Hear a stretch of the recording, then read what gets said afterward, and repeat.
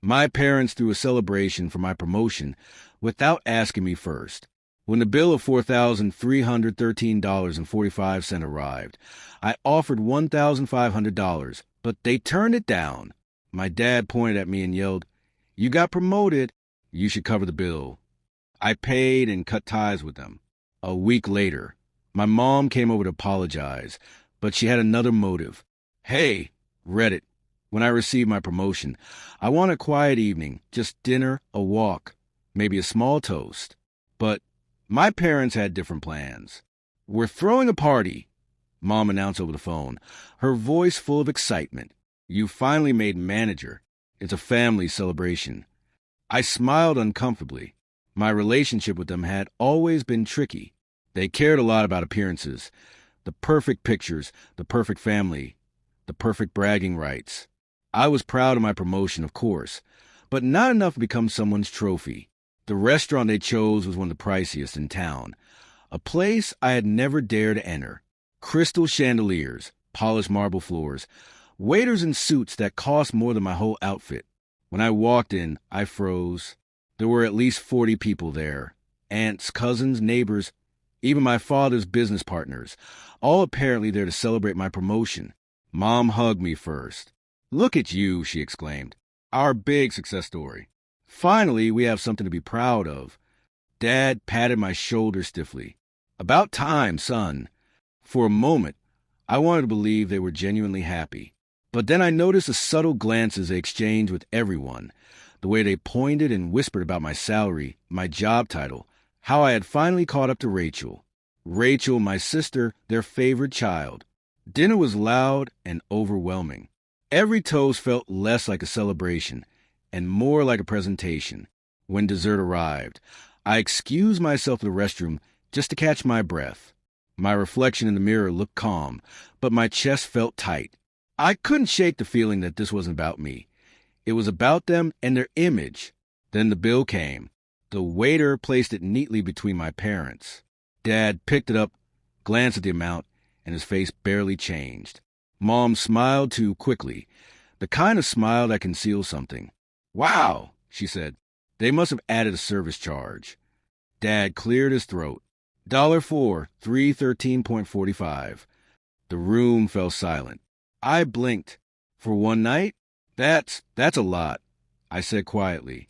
"I never asked for this." Dad cut me off, his tone sharp. "You got promoted, didn't you? You can afford it." I laughed awkwardly. "Wait, you invited everyone, not me. I can help. I can chip in $1,500. Mom frowned. "Don't be ridiculous, Daniel. You're the guest of honor." "Exactly," Dad interrupted. "And the guest of honor pays." The waiter hesitated. I felt frozen and humiliated. I could have argued, could have walked out, but pride, the same pride they had used against me, wouldn't let me. So I pulled out my card, signed the slip, and left that restaurant without saying a word. The rain that night felt heavier than usual. Each drop against my jacket sounded like the echo of that dinner. $4,000 gone. But it wasn't about the money. It was about what it represented. I had spent my entire life trying to earn their respect. And the moment I finally achieved something, they turned it into a bill. That night, I sent one message to our family group chat. "I paid your bill. I hope it was worth the relationship you just lost." Then I blocked them all for a week. Silence, no calls, no apologies, just emptiness and a small sense of relief I hadn't felt in years until the knock came. It was Saturday morning. I opened the door, and there stood my mother. She looked smaller somehow, tired, fragile, with a basket of muffins in her hands. "Daniel," she said softly, "can we talk?" I hesitated, then stepped aside. We sat at the kitchen table. The air between us was heavy. "I came to apologize," she began. "Your father was wrong.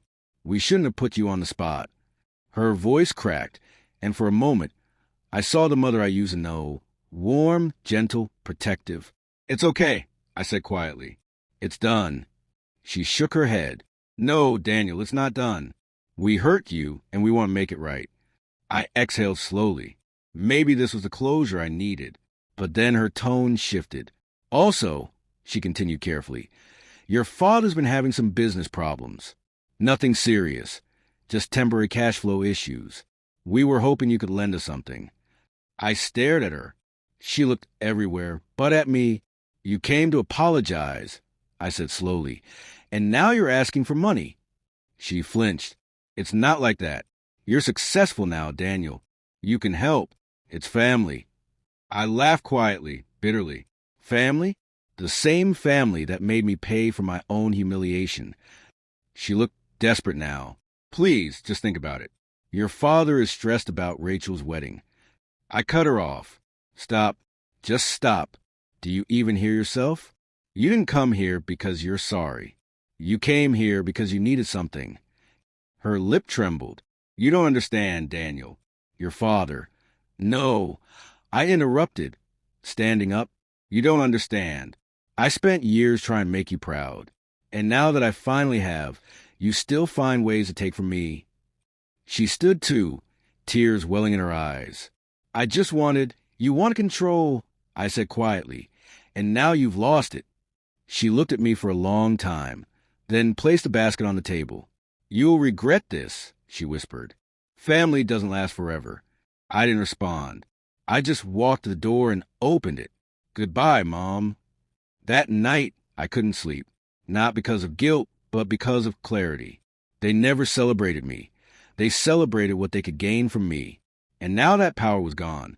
I thought that was the end until a week later, when there was another knock. But this time it wasn't my mother. It was someone else. And what they told me changed everything. A week had passed since Mom came to ask for money. I thought that was the end. I'd said my piece, and for once, I wasn't the one left broken. But that piece didn't last long. It was Thursday evening when someone knocked again. This time it wasn't her. When I opened the door, a man in a gray suit stood there. "Mr. Hale?" he asked. "Yes. I'm from Hale and Brooks Legal Services. Your father asked me to deliver some documents." He handed me a thick envelope and left before I could ask anything else. Inside was a notice of guarantor obligation. Apparently, my name had been signed as a co-signer on one of Dad's business loans, a loan worth $68,000. My stomach dropped. I hadn't signed anything. My first thought was denial, then anger, then the cold realization that this was a mistake. It was intentional. They'd used my name, my credit, my trust. And the signature, though forged, looked eerily close to mine. That night I called Mom. She didn't answer. I called again. Nothing. Then finally, a message pinged in. "Mom, we had no choice, Daniel. The business was collapsing. We'll fix it soon." No choice. Those two words burned in my mind. They had a choice. They always had a choice. They just never chose me. The next morning, I drove to their house. I hadn't been there in years. The moment I stepped through the gate, memories flooded back. The smell of Dad's old aftershave, the sound of Mom humming while she cooked, the way that house used to feel like home. Now it just felt like a crime scene. Mom opened the door, startled. "Daniel, you shouldn't just show up." I held up the letter. "You forged my name." Her face went pale. "It's not what you think." "It's exactly what I think." I cut in. "You signed my name on a $68,000 loan. That's fraud." Dad walked in from the living room, his voice firm but shaky. "Watch your tone, son. We're family. We'll pay you back." "You won't," I said coldly. "You can't even pay for your own mistakes." He glared at me. "You owe us. We raised you, fed you, gave you everything." I laughed bitterly. "You kicked me out at 21 because I didn't fit your idea of success. You only came back when I became it." Mom reached out, pleading. "Daniel, please. The bank is after us. If you report it, your father would finally face the consequences of his actions." I interrupted. "Maybe it's time." She started crying. "You don't mean that." I stared at her, the same woman who had told me I was ungrateful for not paying for their party. I mean every word. I walked toward the door, but stopped just before leaving. "I'll give you 48 hours to fix this. Pay the bank. Clear my name. Or I'll press charges." Dad scoffed. "You wouldn't dare." I turned slowly, looked him straight in the eyes. Try me? 2 days later, I received a call, not from my parents, but from the bank manager. Mr. Hale, your account was credited this morning. The loan has been paid in full. Your name is cleared. I hung up, relief washing over me like a quiet storm. They'd fixed it, or so I thought. That evening, Mom texted again. We sold the car. Everything's okay now. Please come for dinner. No tricks, just family. Against my better judgment, I went. When I arrived, the house was dim. No laughter, no noise, just Mom sitting at the table with 2 plates and a candle. Where's Dad? I asked. She looked down. He's gone, Daniel. I froze. Gone? What do you mean gone? He left, she whispered. Took the rest of the money. Said he needed a fresh start. She started crying again, but this time it wasn't manipulative. It was real, raw. I lost everything, she whispered. Your father, the house, my pride. I just wanted to fix things before it all fell apart. For the first time in years, I didn't see a scheming woman. I saw a broken one. I sat down across from her. We didn't speak for a while, just silence and the soft crackle of the candle between us. Finally, she said, You were right, Daniel. We took too much from you. We made you pay for things that weren't your fault, and still, you came back. I sighed.